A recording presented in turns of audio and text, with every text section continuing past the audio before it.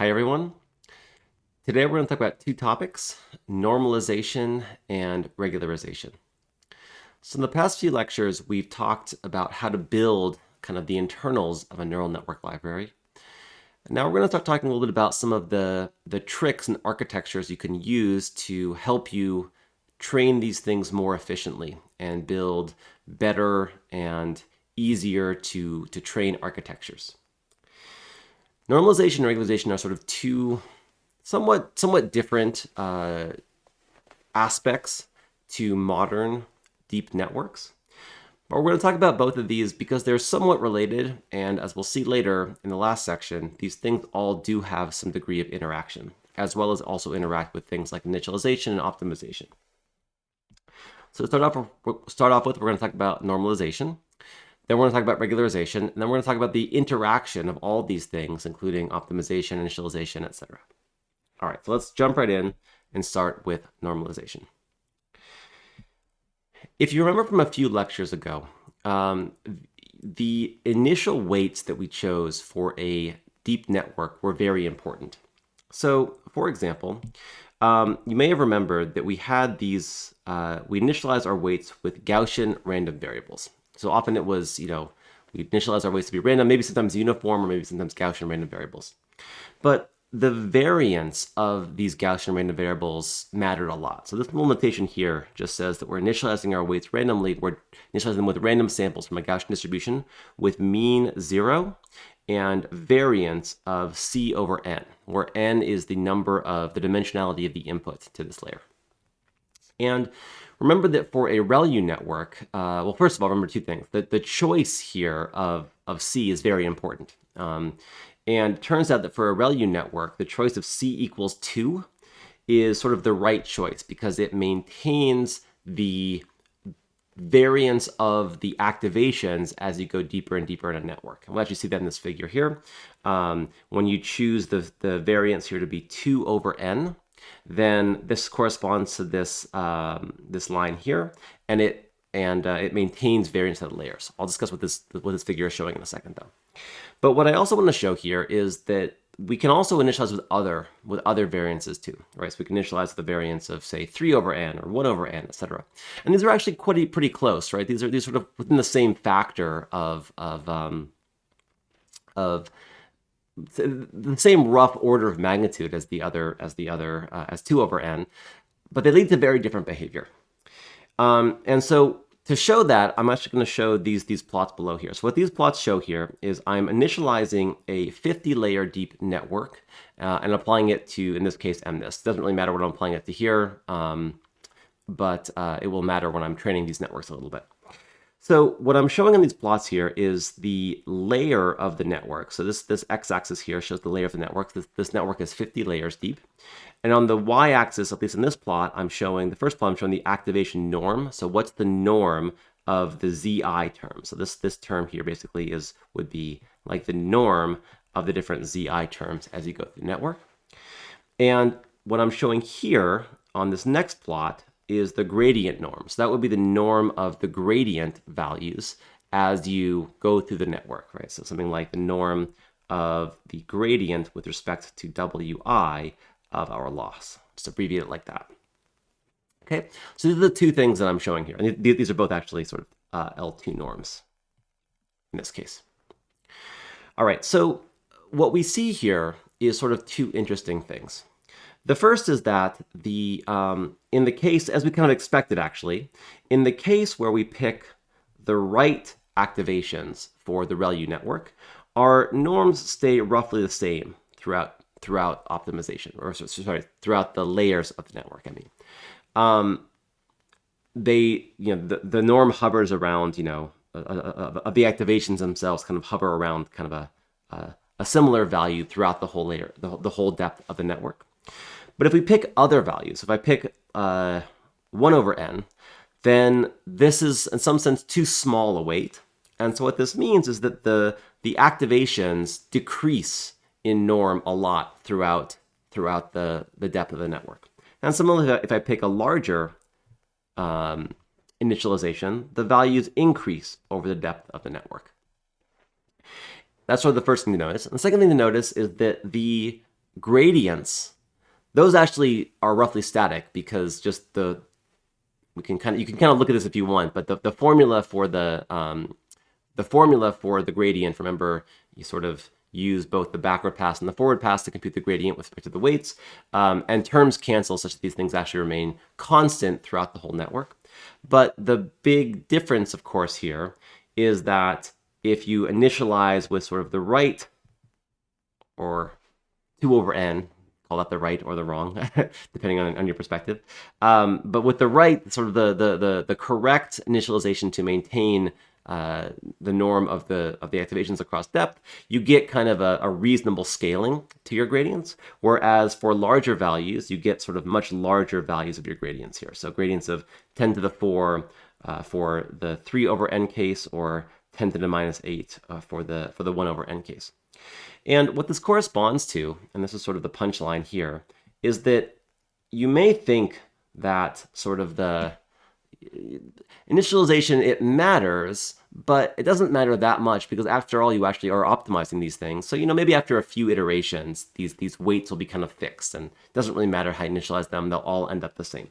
But this is definitely not true in deep networks. So for example, if I pick 3 over n as my variance to initialize with, I have a very big norm for my gradients here. And what ends up happening is that my loss just goes to non-number. I think if you've ever tried to optimize deep networks, I'm sure you've, in some sense, or in some cases, had the experience of training a network and all of a sudden the loss becomes nan, or your weights become nan values. Basically, you have numerical overflow. Sometimes everything blows up and things just go wrong. And what's happening here is that the norm of the gradient is just too large. And so as I optimize these things, my weights just sort of start to go unstable and things diverge, and you get nans. And no one likes this. On the flip side, if you start to try to optimize starting at the 1 over n point, nothing ever happens. You make no progress. So you just sort of stall out for a while. And whereas of course, if you use 2 over n, in this case, it does work, and you are able to optimize even this 50-layer deep network. It's not actually, I should emphasize, you don't get a huge benefit from training a 50-layer network on MNIST, but it does in fact work. It's certainly not a fully connected 50-layer network, but it does in fact work. And so the big intuition I want to emphasize here is that I, for a long time, had this notion that the incorrect initialization would be quickly, in some sense, fixed by optimization, right? Because who cares how we initialize things to? In convex optimization, for example, it doesn't really matter how you initialize things because your weights kind of go to the correct point no matter what, as long as you're not sort of too far out of bounds. But deep learning is very different. And when you're optimizing deep networks, we often find that the initial values for our weights matter a whole lot because otherwise things will just never train. It doesn't matter how long you train and how many gradient steps you take or how many SGD iterations you take, they just never train or they diverge. And I want to emphasize this problem actually goes much deeper than just this example of sort of these failure cases of either not making progress at all or of blowing up and becoming nan values. Because eventually it turns out that if I even initialize things to a more narrow scale, we actually get similar effects here. So in this case, I am showing 3 more examples with the initialization chosen such that you still have sort of a this is initialization of 1.7 over n for the variance, which is a little bit less than 2. Then you have 2 as before, and then you have 2.3. And these networks actually all will train. They will train to some degree of loss. You can get the loss down from this. But the point I want to make here is that the behavior that the effects you have at initialization, they persist throughout the whole network. So I'm going to train this network. I'm going to train all 3 of these networks actually to 5% error on MNIST. And what you see here is that there's a lot of interesting effects to this plot actually. One thing you'll see is that the activation norms actually do change from the initial version. So you have activations that no matter what your initialization is, you have activations that actually in the later stages of the network are a bit a bit more. They're a bit higher here than they are in the initial layers. And there is some difference in the different ones. So the activations of the blue initialization do remain a bit lower than the other ones. But those actually do kind of, in some sense, become at least fairly similar. The gradients also change by the layers, but they are, and some effects persist from the initialization, but they also kind of stay similar. The point I actually want to highlight here is an interesting point, and I've always found this very, very surprising. And it's not really having an effect here on error, but the point that I want to emphasize here is that if you look at the actual weights after training, you cannot differentiate between these two figures. And I had to check this several times to make sure I wasn't making a mistake here. Because I've always found this very surprising, is that when you train a deep network, it turns out that your weights change very little compared to their initial values, or rather, the way I'll put it, obviously the weights are changing. I mean, these values are different. I'm just plotting the norm of the weights here for the layers, but these, this line here is actually essentially indistinguishable from this one. And the point is not that the weights don't change. Like the weights, of course, do change, but in some sense they change in a relatively small degree relative to their initialization, at least for these very deep networks, trained in this case with SGD. Now, this doesn't always happen. There are some cases where you get substantially more, and if you look at certain dimensions, and this is just plotting their norm, so the direction of the weights can still change while sort of keeping a similar norm. But this is a really interesting effect of deep networks, is that it challenges our normal ideas of optimization and what the weights do in optimization. And so these things have to be taken into account when you think about these networks. Okay, but moving on from this, the main point I want to emphasize here is that initialization matters.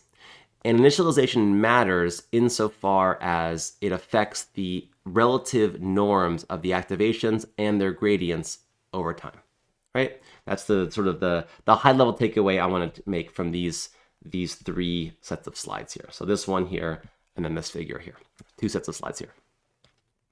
Okay, so what can we do about this? Well, one obvious idea is that initialization does matter, and it matters amongst other reasons because when you initialize differently, the norms of your activations may no longer be the same across training, right? But the high-level thing to remember here, and now as you probably have experienced a lot in the last couple lectures, a layer in deep networks can really do anything at all, right? So we can have a layer that, of course, computes a linear function, a matrix times the activations. We can have a layer that computes a nonlinear activation, but we can do whatever we want in layers, right? Layers are just differentiable functions that we plug in and use in our deep network library.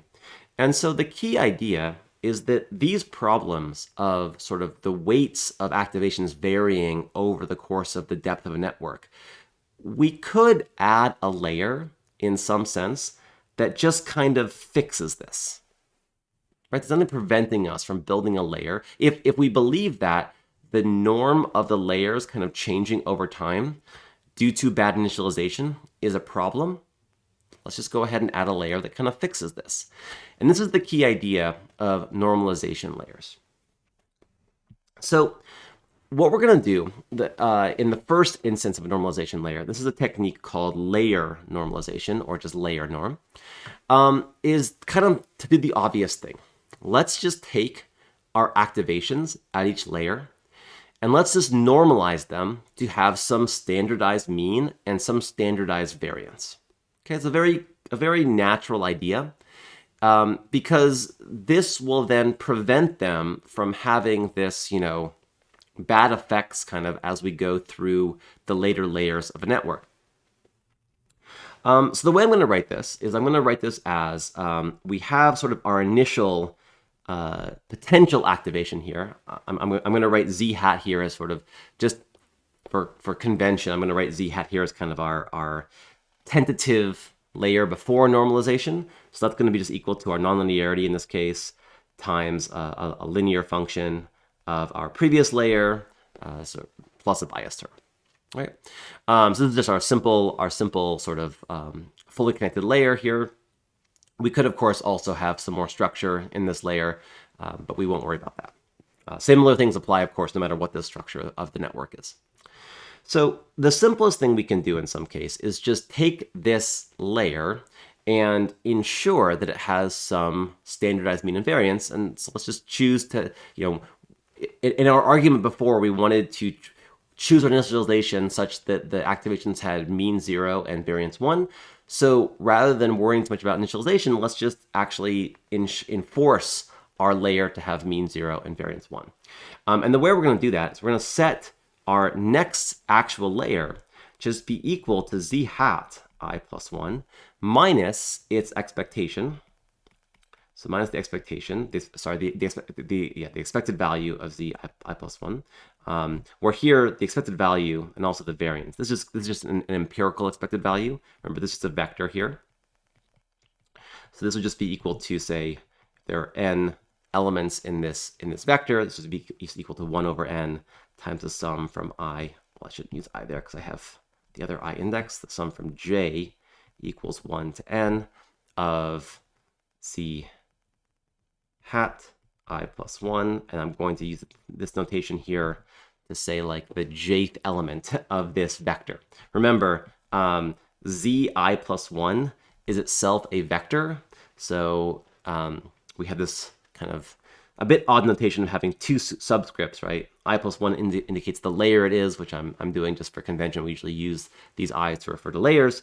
So if I wanted to refer to the jth element of that vector, I'm going to use this notation here of putting it around, putting parentheses around it, and then also using a separate subscript there. Okay, so this is just going to be the empirical kind of, expected value. Then my layer norm term would take this whole thing and divide it by the standard deviation of this vector, right? So I'm going to write that actually as the square root of the variance of z hat I, where again, this is just the empirical variance. This would just be equal to, so the variance of z hat I plus 1 would just be equal to 1 over n of the sum from j equals 1 to n of z hat I plus 1 j minus expected value of z hat I plus 1. We're not going to worry if this is a biased or unbiased estimate or things like that. And then if it's value of this thing squared. Okay, so then to normalize a vector, you normalize it by the square root of its variance to make it equal to 1. And so we're just going to do that. Now, let me actually clear this up a bit. One last thing that I'll mention is that there is a chance that, say, if you happen to be in this unlucky situation where you've applied a ReLU, say, to your vector, what if all the values of this term here are 0, right? What if all the values of the inner term just happen for some example to be negative? And so if these things are all 0, you would actually be dividing by 0. So a very common thing to do then is just to add a little small epsilon, where epsilon is something like say it's something like 10 to negative 5 or something.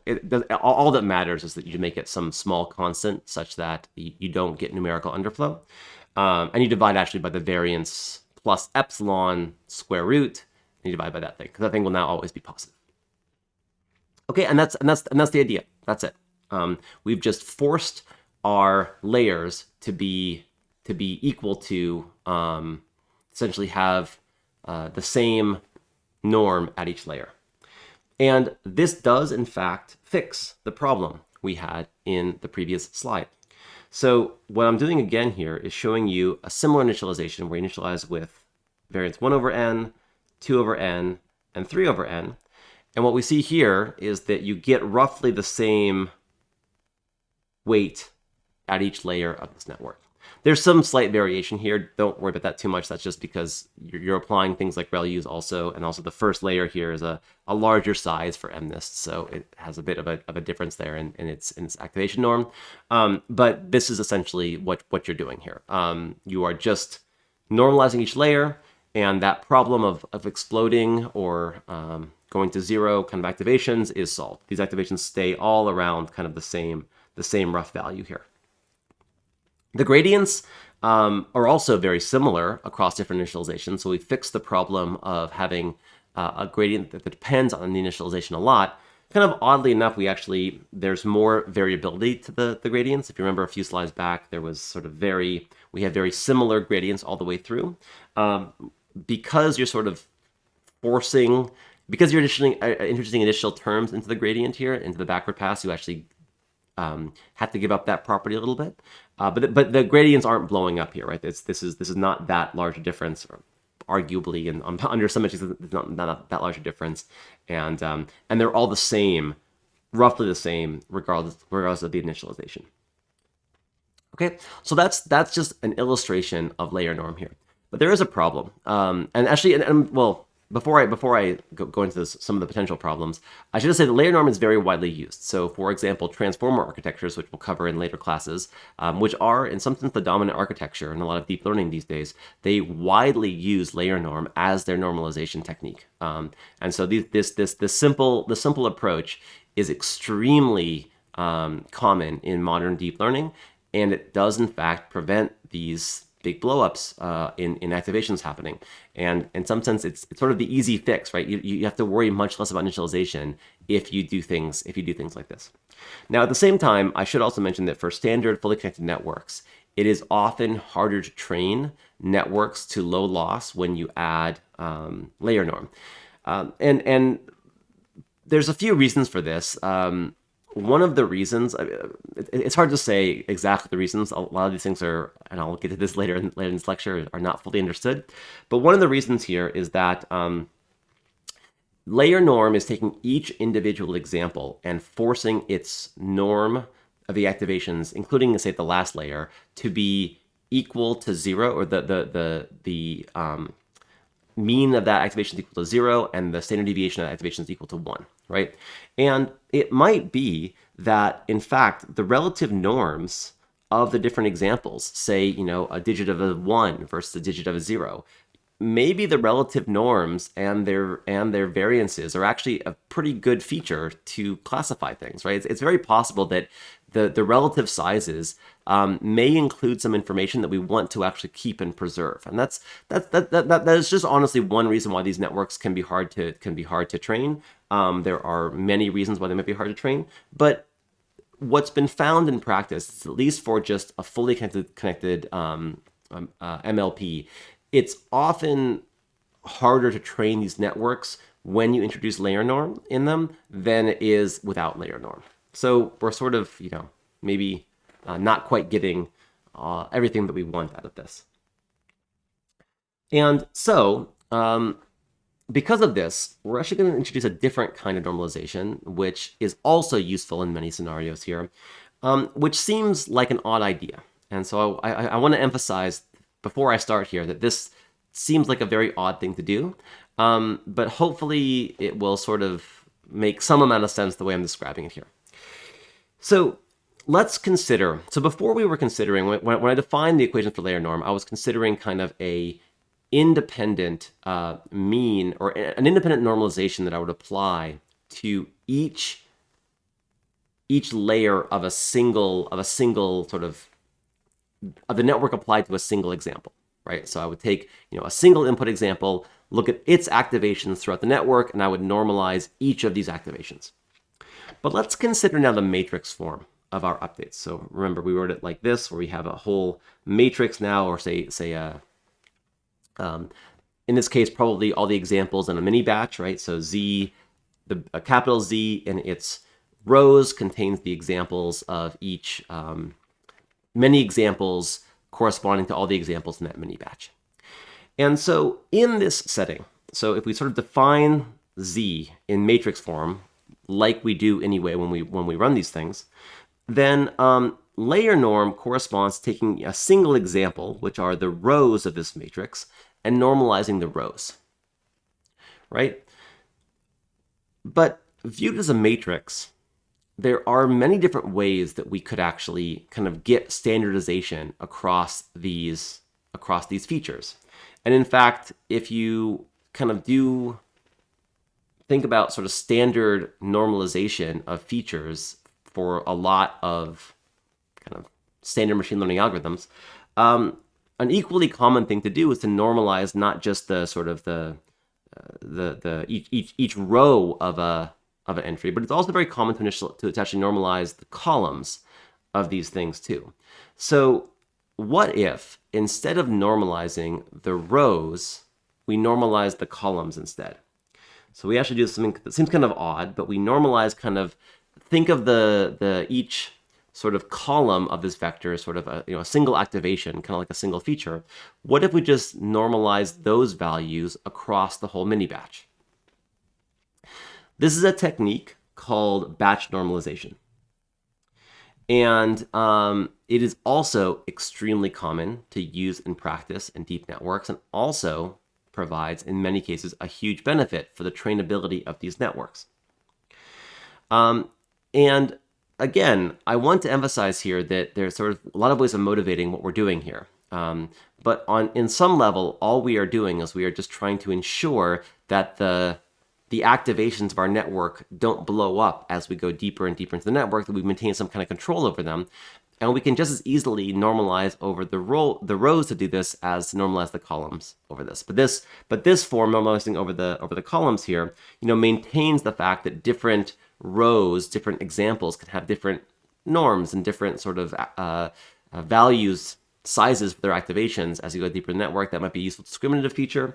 And so this preserves that while still preserving some degree of normalization of your layers. And as I said, there's a sort of an obvious analog here to what we often do to prepare data for use in kind of classical machine learning methods. Oftentimes we will normalize the features, normalize the columns of our data matrix, and this sort of takes that to the extreme where we're doing that for each layer in our network for each mini batch of our example. And this is a technique called BatchNorm. And so this is very, very common. People often do this, and if you've played with deep networks at all, you've likely seen networks that use BatchNorm of some kind. But I will add, and this fixes the problem too. I won't show too many plots here, but it does fix the problem, just like LayerNorm does. Of course, by definition, it fixes the problem. But what I actually want to focus on here is an additional aspect to BatchNorm that is very common to fix an odd problem in BatchNorm. So one thing that is kind of strange when you normalize like we did here by column, you are making the total predictions of your network in some sense depend on the mini batch, right? So with LayerNorm, you're applying your functions just to each example in your batch, and so, you're applying to each example period, right? So you can apply this function to one example, the next example in your batch, and it's the same regardless of what examples you pick in your batch. But the oddity about BatchNorm is that normalizing your activations by the batch actually introduces a dependency. And you can just think of this in terms of computational graph, right? It introduces a dependency between all the examples in the batch. In other words, my predictions on this example here, sort of the example number one, whatever I output in that example, will actually, through this mechanism, depend on my predictions or what the example was in the second row, right? So this example here depends on this example here, and that's very strange, right? You don't want a network where the output of the network depends on other examples besides the one you're actually classifying, right? That would be very odd. Maybe it's not that odd, to be honest. Maybe we actually want to adopt that, but at least naively speaking, this is a very odd effect. And so what's commonly done in BatchNorm is to when you apply BatchNorm at test time, you train normalizing by these batches here. But when you actually apply BatchNorm at test time, you don't use the actual norm of the batch. You don't use the batch statistics to normalize your example. You use computed averages of the mean and variance you've seen over kind of all your examples so far to actually compute that. And so what happens here is you sort of form these empirical, what we call kind of empirical running means or running averages. I shouldn't use the word mean because mean implies kind of it's the mean term here, but running averages of these mean and variance terms, right? And so what I mean by that is you'll form sort of one of these mu hat terms. And here mu hat, for example, could be just something like as I'm going, my mu hat I plus 1 variable would equal some sort of term beta times my old. It's like the notation of like setting it equal to as I'm running my network here. It'd be equal to sort of the old estimate of my mean plus something like 1 minus beta times my actual expectation of, say, the z hat I plus 1, right? So this is sort of like momentum kind of running at what they actually technically are is exponential moving average estimates, but they're kind of running estimates of what the mean of these parameters looks like.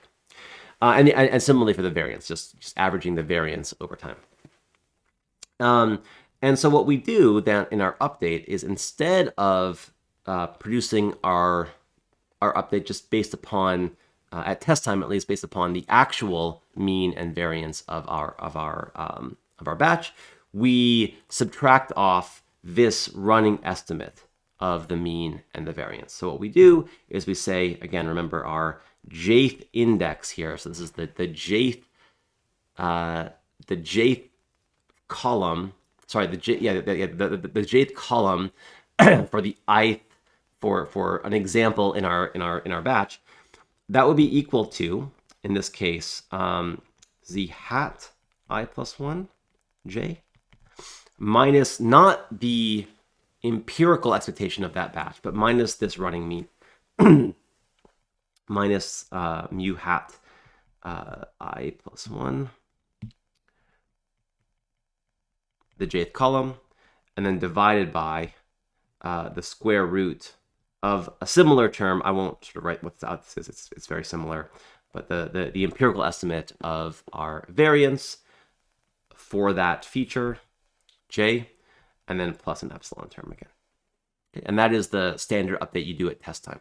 So to be clear, with BatchNorm, at training time, the update looks very similar to the LayerNorm update, but just what it means is different, right? So this would be the actual expectation over the batch. This would be the variance over the batch. But then at test time, you run it with these moving averages instead. Right? And in fact, when you implement you will implement in your neural network library the BatchNorm layer, and you will have to sort of track these things as you go. And there are all sorts, by the way, of very weird oddities that come up when you do this. Like I've seen all sorts of bugs where people, run their network in training mode and sort of, even though they're not training their network, not taking gradient steps. For example, PyTorch will actually update the running means and variances when you're running in training mode. So BatchNorm causes a lot of problems too, but it also sort of solves a lot of problems. So there's lots of pluses and minuses to things like BatchNorm, and you'll have to kind of get used to these things in practice. But you will implement this in your homework when you implement the neural network library. All right, let's move on to the next topic now, which is regularization. And again, this might seem a bit odd or odd to put together because this is in some sense a different topic, but regularization and normalization are in some sense similar, and they are kind of features that we add to the networks to either make it perform better or to optimize better and things like this. And they end up having weird interactions that make a lot of sense to talk about these things together. All right, so to motivate regularization, I'm going to use the fact that typically deep networks, and this is true even for sort of simple two-layer networks for the cases you've used in the homework so far, they are typically what are called over-parameterized models. And this means the networks have more parameters, more weights, more individual weight values than the number of training examples in a data set. And this means, and we can even formalize, I won't formalize this, but it can be made formal under certain assumptions, is that they are capable of fitting the training data exactly. That means that when you optimize one of these networks, they are capable of achieving essentially zero training error. or something at least very, very close to zero training error in practice. And in the traditional way of thinking about machine learning and statistics, again, with a few big caveats here, I don't want to make two blanket statements, but to go ahead and still make a blanket statement, traditional kind of machine learning or statistics would imply that should imply in some sense that these models overfit the training set. And what that means is that they will perform well on the training set, but they will not generalize well. So essentially, when you give it a new test set, they will not perform well on this new test set. Right? And this is sort of the classical kind of model of thinking. Now, of course, sort of we know from a fact that these models sometimes do work well, despite this seeming kind of oddity about being over-parameterized and still working well. And to be clear, there are statistical, very formal models for why this can work. So I'm not trying to imply here that this is some big mystery, but I also do want to say that there actually is some mystery about this still. We don't quite understand everything still about this. But from this classical perspective, it does seem like our models that we have for deep networks, they're just too complex. And what's likely is that they're going to fit the training data exactly and not be able to give us good predictions on new examples, which is, of course, what we really want. And so to counteract this problem, the traditional way of dealing with this challenge in statistics or in classical machine learning is to apply some form of regularization to our problem. And speaking very informally here, regularization is in some way the process of limiting the complexity of our function class in order to ensure that our models generalize better. Right? And so this is sort of my informal definition of regularization is about limiting the complexity of the function class. So our functions are very complex. They have more parameters than they have examples. They can overfit very easily. And regularization essentially is the process of controlling that complexity so that our networks generalize better. Now, there are two forms of regularization that are very commonly talked about in deep learning. And the first of these is what's called implicit regularization. So this refers to regularization that kind of comes about not through any explicit means, but through kind of just the nature of the architectures or algorithms already considered, right? And by the way, this term is vastly overused, I think, in deep learning, sometimes for things that are not really regularization, but you see it everywhere. But there is a real value in thinking about some of the processes that we use in deep learning as being a form of regularization, even though they're not explicitly trying to control the complexity of our function. And the best example, I think, is actually stochastic gradient descent itself, and just the way we optimize these networks. Maybe even more formally, SGD with a given initialization, with a given weight initialization, because when we say that the deep networks are over-parameterized, so what we really mean is that function class, the class of all deep networks, can easily overfit. There are many possible values of the weights that can easily exactly fit a set of examples, but which won't generalize at all.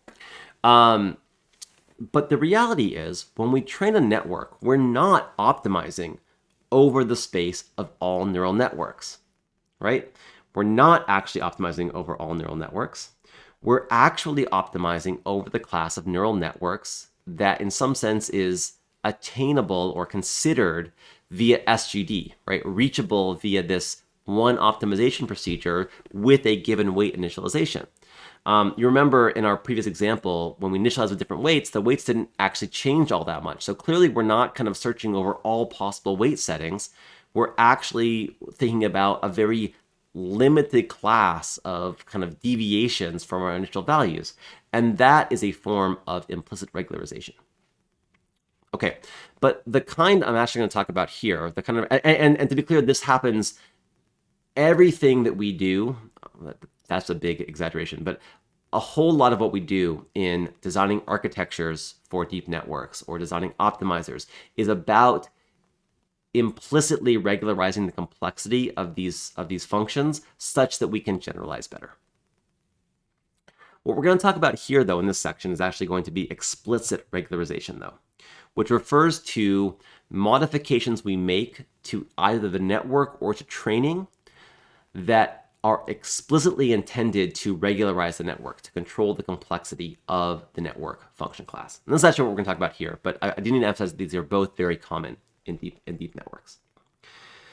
So the most common form of explicit regularization you will see, well, I guess I should take that back because both the two types I'm going to talk about here are common, but the most type of regulation, the most common form of regularization you see applied to the weights of a network, at least, is something called L2 regularization, or in deep networks is often also called weight decay. And I'll talk about why it's called this in a second. So to define L2 regularization, I'm going to sort of bring us back to our classical machine learning optimization problem, right? So our problem we had before was to minimize over our, in this case, I'll make our parameters maybe explicit. Say our parameters just are our weights 1 through L, were my weights, I believe. And I want to minimize the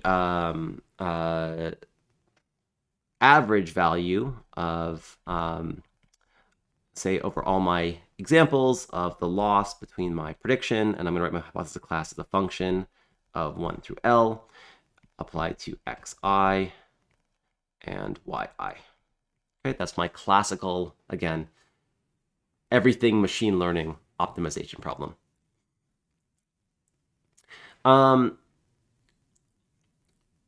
The idea behind regularization, L2 regularization, is that, classically speaking, a key way of assessing the complexity of a hypothesis class is via the size, say just the norm, of these parameters.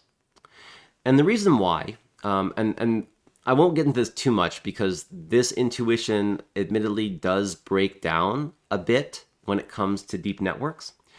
But one way of thinking about this is imagine your weights were all 0, right? Then you basically, by the forms we had before, you're essentially predicting, with no bias terms, say, you're going to predict 0 everywhere.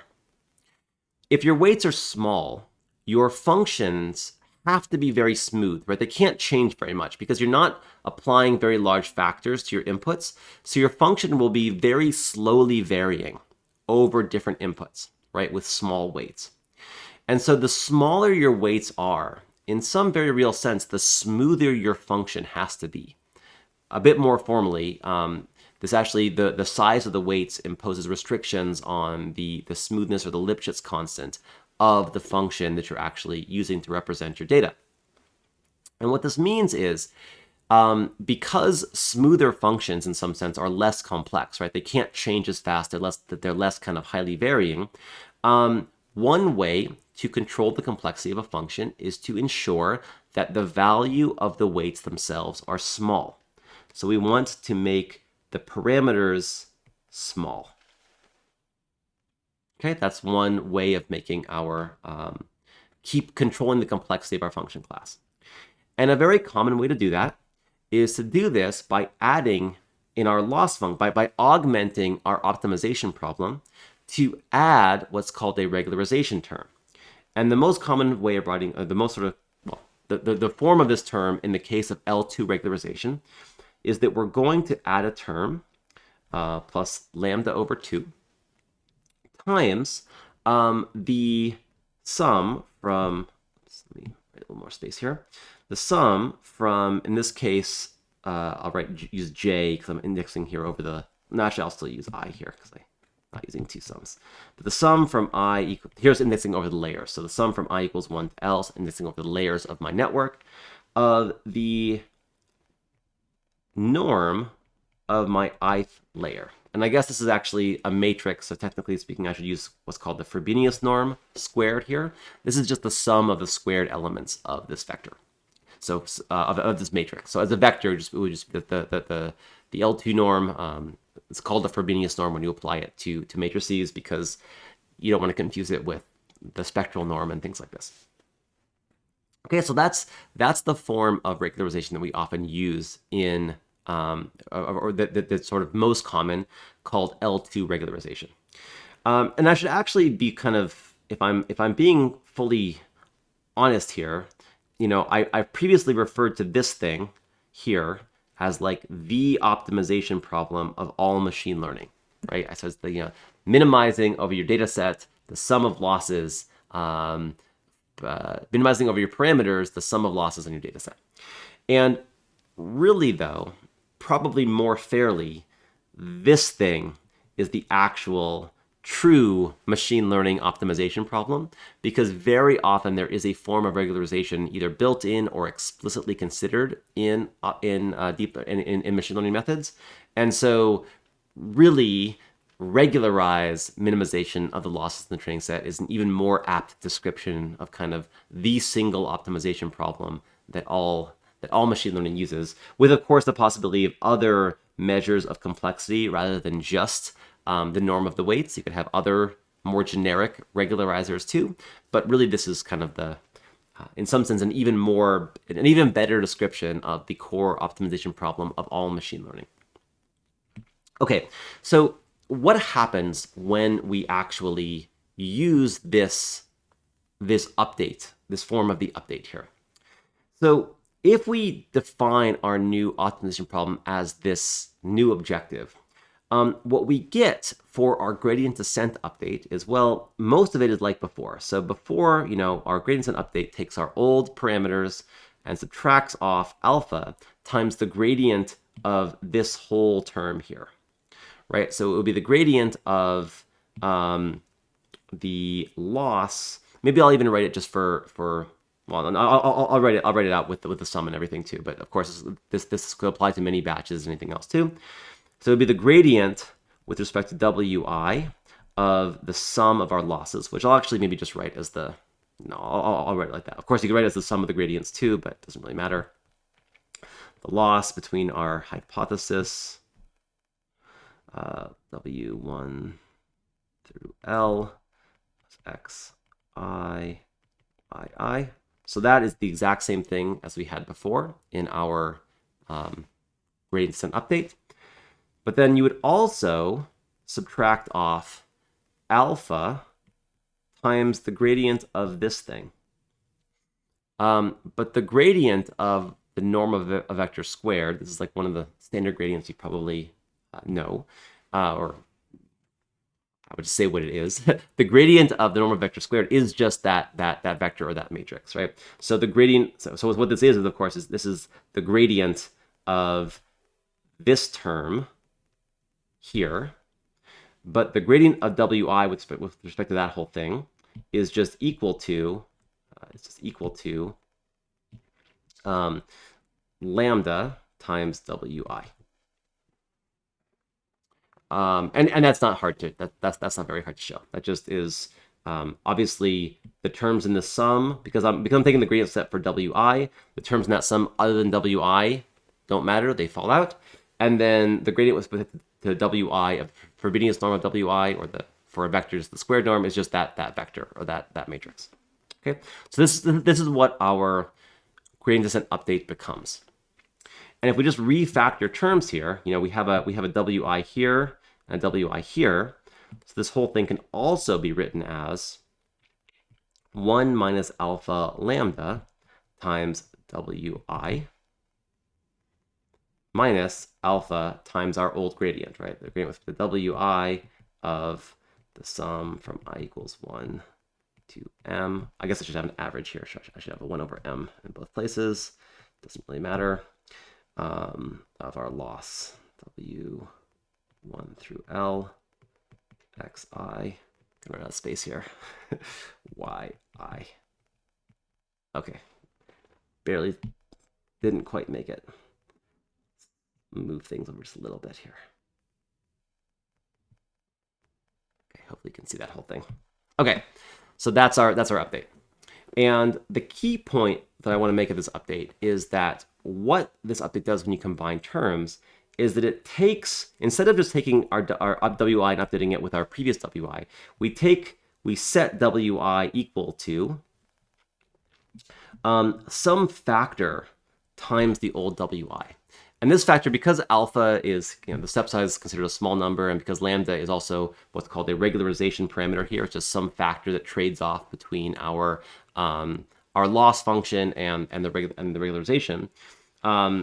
These are both positive, and so this thing here subtracts a positive number off 1 minus a positive number, and so this whole update will essentially shrink W. Will be a shrunken version of WI, right?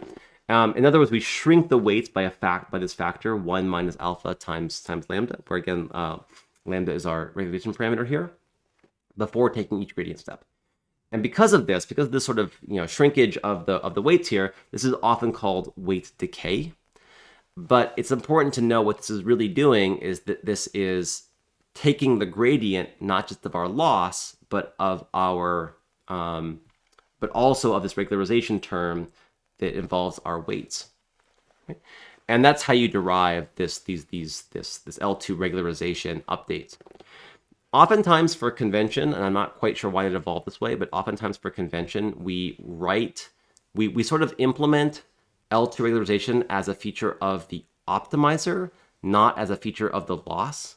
I think that's actually a bit wrong. I personally think that we should kind of define this regularizer as part of our loss function and do things that way. But that's not the decision that the community made of deep learning. So what you'll really see frequently is optimizers, SGD or Atom or these things, have a term that is called the weight decay term, and that is exactly just this parameter lambda here, which affects how much you trade off between your weights and your loss function.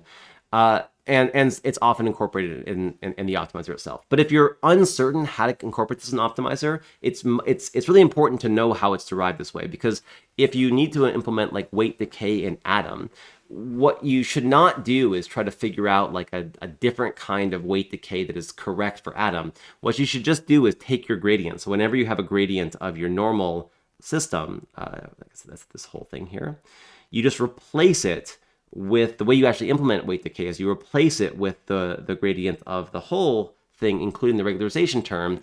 And, for whatever momentum terms or anything else you have, you would just use that whole combination as your gradient. So that's how you implement weight decay correctly with momentum or with Atom or these other things. And so it's important to know how you come up, even though the resulting formula is that you just sort of multiply your weights by a constant less than 1 before the update. It's important to implement it kind of in terms of this regularized optimization problem when you actually do it, so that you know how to implement this properly for other optimizers as well. All right, so L2 regularization is kind of I would argue kind of most common form of weight regularization that people use in deep networks. But there is a big caveat here, which is that even though it is very common, it's unclear how much it really makes sense, right? Because in practice, it's unclear how much the norm of the weights really affects the complexity of the resulting underlying function. I mean, I give this example where if the weights were all 0, yes, the function is not very complex. But in terms of the variances you get when it comes to real networks, it's much less clear, right? So remember this example I gave before of networks initialized with 3 different weights that all got, so this one, I think I didn't actually include it here, but this one was a variance of the initialization weights of 2.3 over n, I think. This one was 2 over n. This blue one here was 1.7 over n. Okay, so we had the different initializations, and these are very different weights, right? When it comes down, I mean, maybe not very different, but they are somewhat different weights. But these networks all get the same loss and the same actually generalization loss on MNIST in this case. And so is it really that important to shrink weights? It's sort of unclear, right? And personally, weight decay is very common. So when people run gradient descent, you will often see some amount of weight decay. People have just tuned it over time and found that a small value of 1e negative 4 is like maybe a good, works slightly better than no weight decay at all. But I often ignore it entirely when I train deep networks. I often don't bother with weight decay because parameter magnitude, the sort of the absolute magnitude of the parameters, is, especially when you include normalization layers and this kind of stuff, it's often a very bad proxy for complexity in deep networks. And so while this is very common and you should know about it, and it is in wide use, you will very, very often see it used in practice. I often find that I don't tend to use it that often in deep networks. The other form of regularization that I want to mention here, because it's very common, and I do consider this to be a form of regularization, is something called a strategy called dropout. So if you can think of L2 regularization as a regularizer an explicit regularizer we apply to the weights of a network, the parameters of a network. Another common strategy is to apply a kind of regularization to the activations of the network. And the essential idea here, and this also maybe seems odd at first, not unlike other things like, say, BatchNorm we considered, is to, as we are training our network, the idea of dropout is you randomly set some fraction of the activations in each layer to 0. Okay? So formally speaking, what I mean by that is, similarly, like let my z hat I plus 1 here be kind of a tentative value for the next layer, but my actual value for the next layer would be equal to the jth element here, so that the element j in my next layer would be equal to z hat I plus 1 j. It's just equal to that layer with probability 1 minus p, and with probability p, I set it to be equal to 0. So this is with probability p. And that's the idea of dropout, but it's actually not quite complete yet, because if I do this and kind of randomly set them to 0, I am going to be changing the overall weight of these activations, right? I'm going to be, with the same initialization, I will say I will no longer have weights that remain, or variances of the weights that remain steady over throughout the network. So I have to actually also scale these weights by the probability that I keep them. And so actually the correct scaling for these things to maintain the variance properly is just to divide this by 1 minus p. So if I set half to 0, then I'll divide the rest by half to make them twice as large. If I set 0.1 to 0, I'll divide the rest by 0.9 to make them a little bit larger. And that's the idea of dropout. Now, again, like BatchNorm, dropout has different performance at training time at test time and then at test time. So dropout is typically only applied at not typically, though not always, applied at training. So you're trying to sort of regularize your network at training time, but it typically is not applied at test time. So at test time, you just leave all your activations in there. Now, this does seem very odd, right? Because it seems like in doing this, we must be massively changing the function that we're actually approximating here, right? Aren't we kind of completely destroying the function if we just randomly set some of our features to be equal to 0? And dropout is often cast as kind of a way of making the networks robust to missing activations, is one way it's kind of framed. But I never really liked this characterization, because why should it be robust to missing activations? I mean, after all, you don't have these missing activations at test time. And why should this be thought of as like regularization?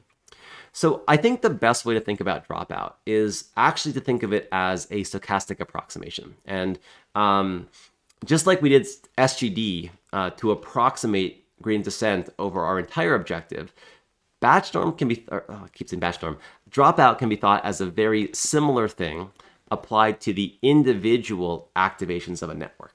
So here's what I mean by this. When we did our sort of SGD approximation, we used the fact, or we kind of relied on the fact, and to be clear, stochastic gradient descent is itself kind of, I mentioned, this sort of implicit form of regularization, right? It adds kind of noise to our gradients, which actually does provide a kind of regularization to our function. And so what we did when we approximated things with SGD is we said that, my kind of overall objective here was kind of equal to some sort of similar loss computed only over a mini batch. So say all I in the batch or something like this of the loss between h, xi, and yi. Right? This was the stochastic gradient descent approximation that we used. And in some sense, this is very similar to what's being done with Dropout. So in Dropout, you can think of, or really sort of, zooming in a bit more on kind of what's really being computed in a layer. The way we sort of compute, each activation prior to its nonlinearity is we take, the corresponding elements in a column of W and multiply it by the activations of this vector here, and this is so this notation here means that the jth kind of the jth row here times all aspects of this all. So this would be the jth row here, right? So we're translating it times the activations of this vector here. And so that's just sort of the broken down version of this matrix multiplication that we do. And so one way to think about this, about Dropout, is that we are just basically doing a stochastic approximation of this individual kind of activation. We are approximating this thing as similarly equal to, zi plus 1 times, zi plus 1 equals our same nonlinearity applied to the sum, not over all the different weights, but just over the sum in some j in some subset, say p here, where we're going to multiply wj, all the elements here, times zi j. And then we need to normalize this to properly have kind of the correct scale, just like we normalized by 1 over b here instead of 1 over n. We would sort of divide by the size of our set here. But of course, we didn't normalize this one. This one was not written as an average, it was written as a sum. And so we need to multiply on the top here by n. And this factor is exactly kind of the average factor you get of 1 over 1. This thing here would just be, of course, equal to 1 over 1 minus p. So this is the factor that we multiply our weights by. And so I think this is the right way to think about Dropout. Dropout is a stochastic, basically takes the idea of stochastic approximation into the activations of the network itself, the individual layers of a network, and in doing so, provides a similar degree of regularization as stochastic gradient descent provides for the sort of traditional training objective. Right? And that's what I like to think about Dropout. Okay, so that actually covers the majority of the techniques that I want to highlight today. So we covered normalization and regularization, both as techniques, as ways of sort of making optimization better or making sure that we don't overfit as much to our data and things like this. But I want to end this with a bit of a more kind of higher level picture here, talking about kind of the interaction of all these things we've been talking about over the past several lectures, right? So we talked about optimization, initialization, normalization, regularization. And the reality is there are many design choices we can make to ease the optimization of deep networks or to make them perform better, etc. Right? We have the choice of the optimizer, the learning rate of the optimizer, the parameters of the optimizer, the momentum term, which optimizer we use. We have the choice of weight initialization. What's our variance we use there? Maybe we should use a uniform versus normal distribution, all these sorts of things. Do we add normalization? Do we add LayerNorm? Do we add BatchNorm? Do we regularize? Do we use weight decay, or do we use dropout, right? And these don't even include the other tricks that we might cover in later lectures, like residual connections or learning rate schedules, or many others that I'm probably forgetting. And so when you sort of are first approaching the practice of deep learning, it is very often it's very common rather to sort of feel like, okay, I don't know what I should choose here, so let me, do a grid search over all possible things here, and that's how I'm going to find the right parameters to optimize my network. And this is first of all, this is exactly the wrong thing to do.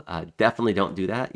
There are way too many choices here to do a grid search, and training one network could take long enough, let alone training, 10 to the 8 networks or something like that, right? To sort of grid cover your whole choice of parameters here. But you would be forgiven, especially when you see kind of people's recipes for training where they have some random values of these things. You would be forgiven for thinking that, people must have just flailed around randomly on GPUs for many thousands of GPU or millions of GPU hours, and that's what deep learning is all about. I'm actually going to push back on that a little bit. I don't think that's actually quite right, but to give even a bigger impression about sort of one of these things, I want to actually go through an example case that has been confusing to the field, to be honest, and that is exactly this case of BatchNorm that I talked about. So BatchNorm was proposed in this paper that you see here called Batch Normalization Accelerating Deep Network Training by Reducing Internal Covariate Shift. And the abstract, I think, actually aptly describes exactly what BatchNorm is doing. It says training deep networks is complicated by the fact that the distribution of each layer's input changes during training as the parameters of the previous layers change. This slows down the training by requiring lower learning rates and careful parameter initialization, and makes it notoriously hard to train models with saturating nonlinearities. We refer to this problem as internal covariate shift and address the problem by normalizing layer inputs. Our method draws its strength from making normalization a part of the model architecture and performing normalization for each training mini-batch. It also, by the way, they mentioned that it eliminates the need for dropout. So already they're talking about the interaction in some sense between normalization and regularization and these sorts of things. And BatchNorm is a great example because BatchNorm undeniably was a good idea, right? This has been extremely useful in practice, and very oftentimes there are networks that just will not train if you do not use BatchNorm, and when you put BatchNorm in there, all of a sudden they just start training and performance is much improved. But there has been admittedly a lot of discussion and confusion in the community about what BatchNorm is actually doing, why this is a good idea, why this might be a good thing to really do in practice. And this was sort of made famous by, amongst many other things. Ali Rahimi actually gave a kind of a controversial Test of Time award at the NeurIPS 2017 conference. And he also used BatchNorm as an example in some sense of what's wrong with deep learning, or the fact his analogy was that deep learning is seemingly like alchemy in a lot of ways, and people are sort of just trying to cook up interesting things. And I actually don't fully agree with this assessment, but sort of a worthy thing to mention here as a perspective. And so part of his talk said the following. It says, here's what we know about BatchNorm as a field.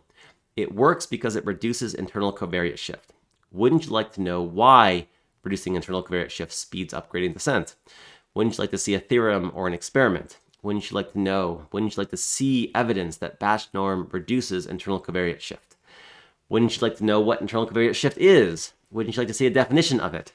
I think that's actually, but by the end, he was maybe being a bit tongue-in-cheek there. It's a bit unfair. I mean, literally in the abstract, they say they define this, right? We refer to this phenomenon that they just described as internal covariance shift there. So maybe that last statement was a bit, I think, a bit unwarranted, but it's true. Does it speed up optimization? Does it reduce this internal covariance shift that they have here? Is there a reason why it does? It's sort of unclear. And in fact, there have been many papers arguing that no, this reduction of internal covariance shift is actually not what BatchNorm is really doing. One famous example actually being a paper in, I believe, NeurIPS 2018, arguing that instead, rather than the sort of original view of BatchNorm, the actual benefit of BatchNorm was in the fact that it makes the landscape of optimization smoother. So the relevant part of this paper says that the popular belief is that the effectiveness, this effectiveness of BatchNorm stems from controlling the change of layers' input distributions during training to reduce so-called internal covariance shift. In this work, we demonstrate that such distributional stability of layer inputs has little to do with the success of BatchNorm, and instead we uncover a more fundamental impact of BatchNorm on the training process. It makes the optimization landscape significantly smoother. And so now this is an argument that BatchNorm is really not about this sort of making features on, putting features on an even level, but it's actually about interacting with optimization and speeding up the optimization process. But then, and this one I should admit I'm biased here. I'm an author on this paper, so I take this all with a grain of salt. But a few years after this, actually, a student of mine had a paper on the dynamics of optimization of deep networks under gradient descent, and rather buried in the paper, to be honest. It's in Appendix K1 is where this fact is mentioned. But after a lot of discussion, and this paper essentially shows that the smoothness of optimization in deep networks does not behave like we are used to when it comes to traditional optimization. A key sentence here is that we conclude that there is no evidence that use of batch normalization improves either the smoothness or the effective smoothness along the optimization trajectory. So maybe the statement that batch norm helps smoothness is not the case. So this is now several years, and it's almost like you almost can't write a paper on batch norm anymore because people just sort of roll their eyes as like, oh, another batch norm paper, another paper trying to explain batch norm. Haven't we seen a lot of these? And this just goes to show that these things that are very, very standard, there's still a lot of unclarity about what they are actually doing, despite the fact that they are very widely used throughout all deep learning. And as a very last point, I just want to make another point, which is that in recent years, actually, BatchNorm has seen another kind of life as a technique for adapting to shifting distributions. So I don't want to get too much into this because it's actually a whole another topic in machine learning. But one sort of very common, one kind of growing realization, I think, amongst deep learning is that it's very important to understand how methods will do, not just when they're evaluated on the same distribution as they are trained upon, but when they're evaluated on somehow a different distribution. This is a setting called distribution shift. And what people have found is that if you, this is a paper, it's from a paper called Tent, based upon actually a different approach, but they use batch norm as a baseline in this paper here. So I'm going to use it. There are other papers that showing that it actually works as a baseline.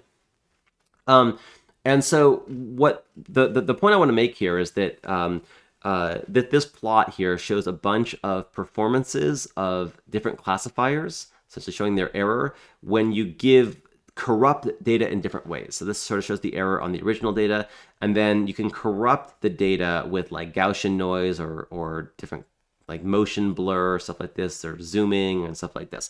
So when you corrupt the images in some sense, the performance of the classifiers drops a lot. So, the original classifier before it got a little less than 25% accuracy, and now I think this is on ImageNet. And so when you corrupt it, it goes down to like 60% error. So before it was 25% error, now it's 60% error.